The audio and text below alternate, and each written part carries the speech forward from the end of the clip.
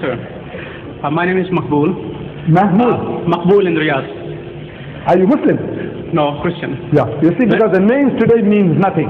Yeah. You know, I tell you, most deceptive, most deceptive. Yeah. I have come across names, Major Nasir, you think he's a Muslim, and he's talking with a Muslim, but he's a Christian. He is Adu Allah wa Adu Akum. The greatest enemy is trying to steal your children, but you think he's your brother.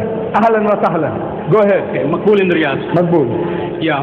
Sir, when you opened your talk, you opened with derogatory remarks regarding those three gentlemen. A man of your stature, do you think it behoves? What rationale do you have talking about a fellow man like that?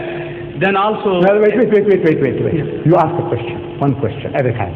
Please, if you're going to deliver a lecture, I won't remember what you said. No, you made a comment, let me respond. Then you can make another comment. It is about my tone, about my voice, about what I say, sounds offensive. I said, whatever I'm talking is insipid, tasteless. There's nothing in it.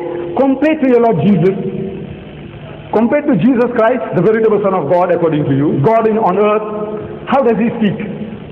He said, you generation of vipers, you snakes. He's talking to his people, the elders of his people. You wicked and adulterous generation, haram khor qawm. He's talking to his people. You hypocrite, you fool, you white sepulchre. Am I right? Am I quoting correctly? Right. Look, compared to that, Ahmad Didat,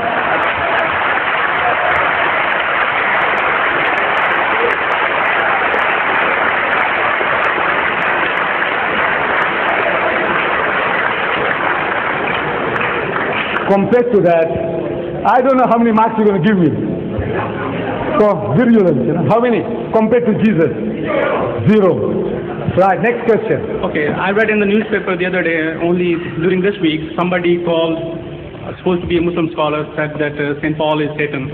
I don't think any Muslim scholar or yourself would call anybody, any man from any religion whom we honor or they honor as one of the saints or as one of the apostles. Now, shall I answer that? Look, some Muslim scholar. I am not doubting your veracity.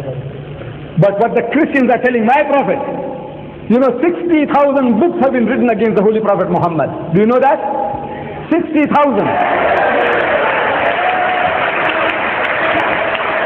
Let me read it to you. This is your publication. This is your publication. This is your publication. Listen. Look. This is Mother Basilia Schilling. This woman is writing, Christian woman. Allah or the God of the Bible, what is the truth? This is your Christian publication. Now listen, this Molvi, whatever he said about St. Paul is nothing compared to what you are now telling us about my prophet. You see, this is thus the two figures, Muhammad and Christ, are the greatest contrast imaginable.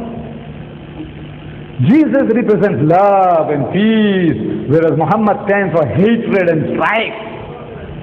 Hush, please, I don't want your help. I don't need your help, please. Muhammad said, Jesus represents, he is the lamb. So Jesus is the lamb. Garib Allah ki gaye, bakri bachka. He is the lamb. Muhammad, however, stands for violence, having led war campaigns on behalf of the supposed message from Allah. Jesus is the embodiment of sacrifice. Indeed, sacrifice was the essence of his life. He himself became the essence, the lamb that was slain as a sacrifice for the world. Muhammad lived for his self-realization. Please, don't want to horrify people, waste your time. Look, Jesus, more than a prophet. This is what you're doing among the Afghan refugees. The Christians. Poor people in trouble, maimed, crippled, amputated. There you take unfair advantage of them. Look at this. 15 Muslims of the Mujahideen, they tell how they found forgiveness, raised a new life in Jesus Christ. How did they do it? And the priest was saying, we don't go converting people. Who's doing this? Angels from heaven. Who's doing this? Look at this. Okay, sir. You speak about evangelizing. Look, the Great Commission. You and the Muslims. You means the Christians. This is the Great Commission. What he said. Look at this. On the way to the cross, your ship, good ship, Logos, going and harassing my people all over the world. There are 100 books here. What you are doing to us, what we have done is God, what is my witness, is really nothing. Is insipid. You see? So now you are behaving like a virgin, a little girl, you know, like a little girl who has been unjustly treated somehow. When the Christian, what have you done? What did you do to the people in the Philippines? What do you do to my people all over the world? And you are talking like lambs, you know, said, look, we mean no harm. You conquered the whole of Africa. You conquered my nation here. This subcontinent, and you enslaved us for 150 years. No? You Christians, no?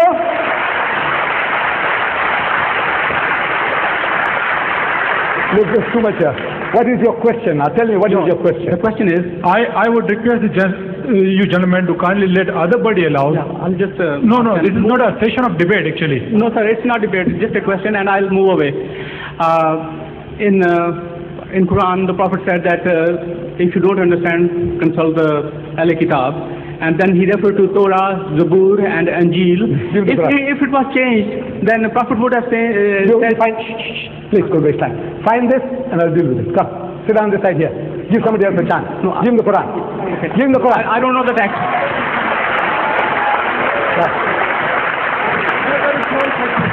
Very small question. Very small. Yeah.